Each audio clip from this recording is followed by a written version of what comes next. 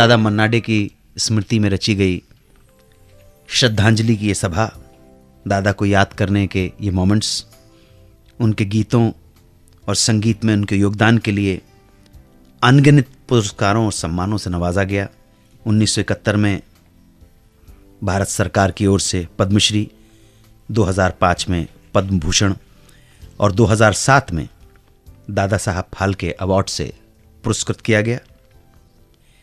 2004 में रविंद्र भारती यूनिवर्सिटी से doctors of letters DLitt की डिग्री प्राप्त की। दादा मन्ना डे को 1969 में मेरे हुजूर फिल्म के एक गीत के लिए नेशनल अवार्ड से भी सम्मानित किया गया। झनक झनक तोरी बाजे पायलिया। ये कौन से राग के अंदर है? दरबारी कांगड़ा। दरबारी के ऊपर आधारित एक और गीत है, किसी भी सिंगर के द्वारा गाया हुआ और किसी भी एक्टर के ऊपर पिक्चराइज्ड गीत जिसमें एक्टर ने कमाल की परफॉर्मेंस दी हो, ऐसा लगा हो जैसे एक्टर स्वयं गा रहा हो, लिपसिंक नहीं करा, स्वयं गा रहा हो। मैं उस गीत में नंबर 1 के ऊपर रखता हूं a song picturised on great Shammi Kapoor and sung by Manna day, film जाने अनजाने। राजा पंडित जी ने कहा कि इसमें अड़ाना का ज्यादा रंग आ रहा है, जो आपको याद दिलाना चाहूंगा कि मेवाती घराने के पंडित जसराज जी ने इसी राग के ऊपर आधारित जो वर्ल्ड फेमस कंपोजिशन गाई वो आनंद शर्मा जी से सुनेंगे। आप भी उसी परिवार के हैं। छम छम बाजे पायलिया अड़ाना के ऊपर ये कह रहे हैं। दादा ने 1942 से लेकर और 90s तक लंबे करियर के दौरान तकरीबन 4000 गाने गाए। 160 गाने आशा जी के साथ गाए, 113 गाने लता जी के साथ और 101 गाने रफी साहब के साथ गाए। 1262 गाने बंगाली में गाए, रविंद्र संगीत भी गाया। हिंदी बंगाली के अलावा दादा ने 35 भोजपुरी फिल्मों में भी गीत गाए, 2 गीत मगध भाषा में और 1 गीत मैथिली में भी गाया।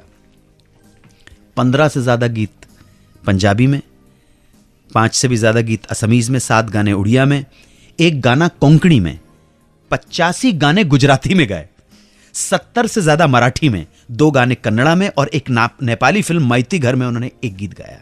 मैं तो कहूंगा जब जब देशभक्ति और देश प्रेम के गीतों की बात चलेगी, दादा मन्ना डे का गाया हुए गीत के बगैर तो देशभक्ति देश प्रेम के गीत अधूरे लगेंगे। जी आप कुछ कह रहे थे जी। एक कमाल बात है अनुजी, पूरे भारतवर्ष में जब हम लोग टैलेंट हंट करने जाते हैं, जो अच्छे गाने वाले बच्चे उनको ढूंढने जाते हैं, तो 7, 8 साल, 10 साल, 12 साल के बच्चे भी जब उनसे कहा जाए कि कुछ ठोस चीज आप सुनाइए, तो वो लोग मन्ना दा का ही गाना गाते हैं। आज के बच्चे भी? आज के बच्चे मतलब आज का 7 साल का 8 साल का बच्चा 8 साल का बच्चा, 10 साल का बच्चा भी, क्योंकि कहीं ना कहीं उनके माता पिता या उनके गुरु ने उनके दिमाग में बात डाली है कि जब आपको कुछ बेसिक ठीक कर लो, कुछ कुछ रीत का गाना गाना है तो मन्ना दा का गाना गाना जी।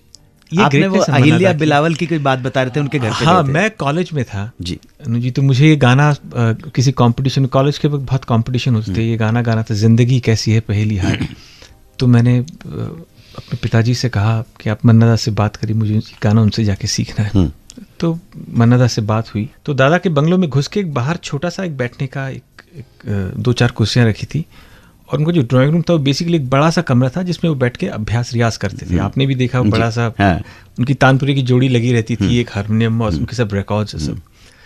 तो मैंने सुना मन्ना दा अंदर बैठ के अहिल्या बिलावल गा रहे हैं, तो मैं बाहर से सुन रहा हूँ, तो मन्ना दा सा गर गा पदा नि सा रे सा नि ता पदा नि ता मरे गर सा, इसका पलटा लगा रहे हैं। तो मैं बाहर ही बैठ गया कि अंदर जाऊंगा तो अगर मन्ना दा ने बोला कि ये गाओ तो मैं नहीं गा पाऊंगा। तो 10 मिनट बाद उन्होंने आंटी से पूछा वो आने वाला था, आनंद आया नहीं? तो आंटी ने बोला वो आ गया, वो बाहर बैठा है। तो बोलते चलो अंदर बुलाओ उसको। तो मैं अंदर गया, मुझसे पूछा अहिल्या बिलावल गाते हो? मैंने कहा हाँ जी दादा गाता हूँ। चलो बैठो गाओ। अब बैठ के वो भी मुझे रियाज कर, गाना मुझे सीखना है जिंदगी कैसी है पहेली हाय। पवनी सा गरे सा रे सा नि दा पदा नि दा मगरे गरे सा गरे का पदा नि सा नि दा नि दा मगरे गरे सा गरे का पदा नि सा गरे का पदा नि सा गरे का पदा नि सा। तो आधा घंटा उन्होंने मेरे को अहिल्या बिलावल गवाया, और ये सरगम कर करके थोड़ा गला चौड़ा, आवाज चौड़ी कर दी।